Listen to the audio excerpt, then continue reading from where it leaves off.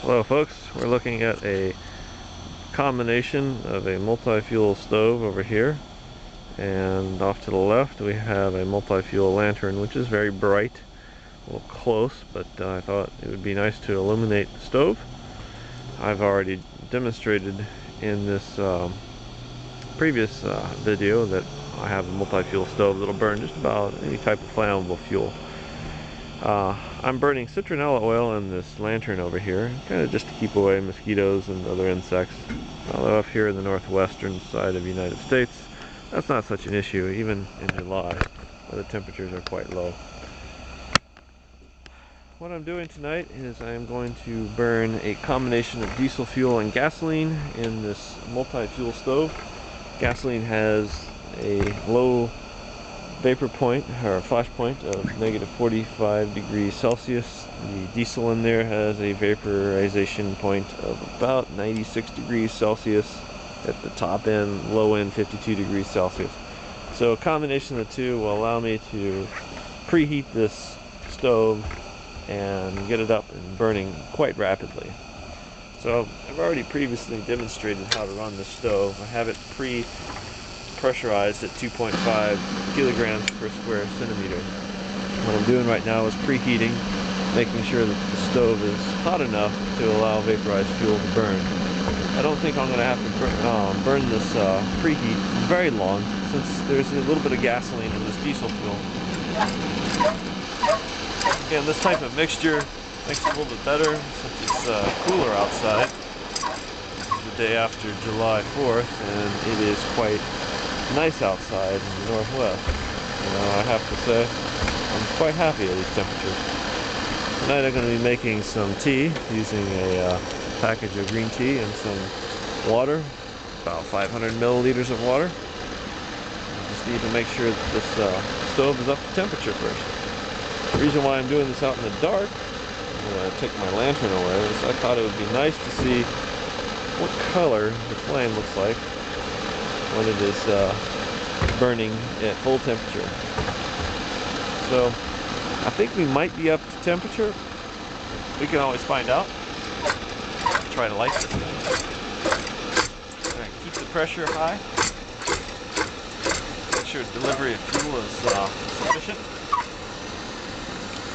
Light my Zippo lighter. Turn off the preheater. Some vaporized fuel going here. Not enough oxygen. I think that the temperature of that fuel is just not high enough yet. So I'm going to let the preheat burn. I turned off the fuel delivery.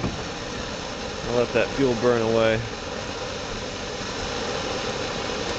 If this was diesel fuel, I would have not even been able to light it at this point.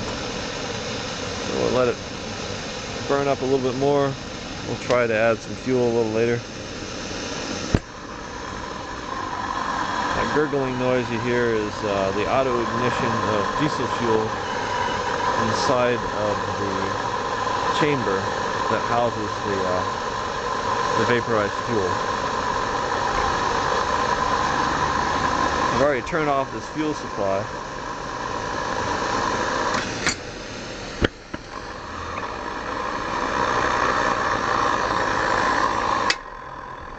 I'll turn off the preheater, repressurize, let that burnt off fuel get out of the chamber. This is a common thing with heavier diesel fuel. It's a little bit harder to light. I think what I'm going to do is I'm just going to allow the vaporized fuel to flow in here and let it light. So there's a nice blue flame. I will move my lantern out of the way.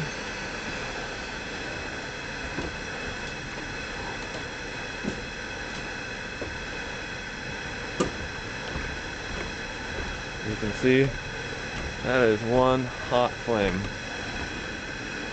Turn up my fuel supply a little bit. Again, I do have to recommend the stand here should always be in place before you light this.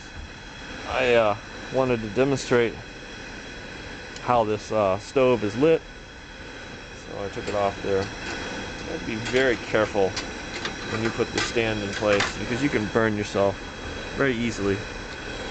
I'm going to take the about 500 milliliters worth of water, drop it on top of there, and let this thing heat up. So I'm going to bring it back so you can see the lantern. This bright lantern over here. I'll show the stove burning nicely. That's a nice blue flame. During the day it's very difficult to see that flame, but at night not so difficult. Let's go into a couple features here while we're waiting. This water will take probably 3 minutes to boil, maybe less, since I only have half a liter in it. We got a pressurized fuel tank.